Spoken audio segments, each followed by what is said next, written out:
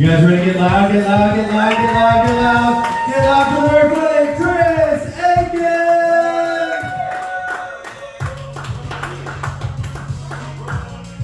Alrighty, thank you all for staying so late. And I'm so full of energy right now. Alright, so the other day I was on a date and a bat landed on my shoulder, and the girl was so impressed that we decided to go home. She's like, "Oh, Mother Nature chose you." I'm like, "Yes, and you're going to get rabies." She tested positive a week later for both rabies and chlamydia because that bat was a whore. Okay, so wait, do we have any 90s, specifically Disney fans? Like for original DuckTales from 1987? Alright, so this is going to be a bit weird for everyone. So it is impossible to watch DuckTales and cuck at the same time. Because DuckTales takes precedent, you're not going to... As soon as the theme song woo-hoo starts, everybody has to stop immediately. Like, hold on, fellas, we got to wait for this DuckTales treasury thing to be going through. So the other day, it was just an introduction, like how to get like DuckTales and cucking the same thing. So I came up with the worst parody the other day called Cocktails. And it stars Splooge McDuck with his nephews Ooey Gooey and Mendigo. Just in the back, like, I don't want to laugh. No one has to know that it's funny. And I came up with a theme song. It's the full length of the original DuckTales theme song, and I hope everybody's at least prepared for it. So far, it hasn't worked. Okay, so you can feel free to join in if you want to learn the words or just watch this train wreck. Life is like a nightmare here in my room. Dishes, mistress, boyfriends, it's a cuck blur. Might just ignore me, but or just beg for mercy. Cocktails, boo-hoo. Every day I'm out here taking cocktails, boo-hoo. Tales of staring, so sad and blue. No fucktails, boo-hoo. Da-da-da-da danger, looks behind me. Her new boyfriend just assigned me. Every day I'm out here taking cocktails, boo-hoo.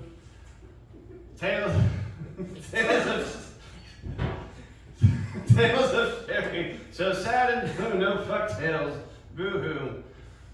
Tales of no alpha tails, no just beta males. No cocktails, boo-hoo. Well, if y'all didn't like it too much, I did definitely write the whole thing.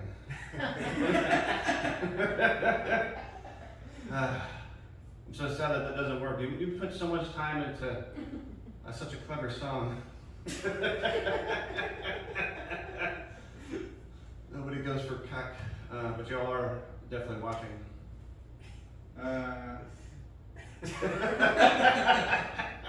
That was definitely worth a groan. So what's like best age to become a vampire? Anybody in the crowd? 22. 22, all right. Anybody else? 38. I think the worst time would be to be 100 years old and then become a vampire. Because you've got like all of the old problems. This is definitely not a 1 minute bit. We're gonna try to just cut from start to end.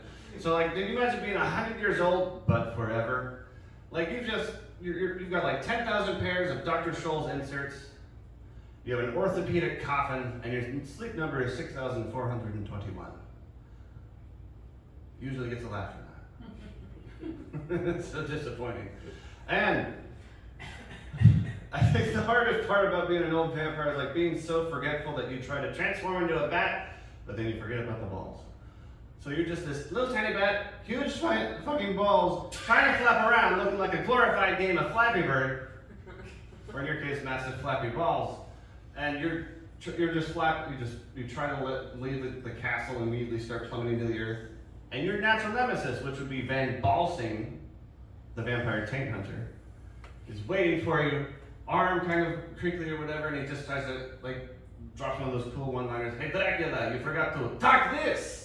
Yanks you down to the ground and cut for 10 seconds. Just before he kills you, drops another one going, and we call this one a testa cleansing. All right, that's my time. Thank y'all so much. I'm Chris. Thank you.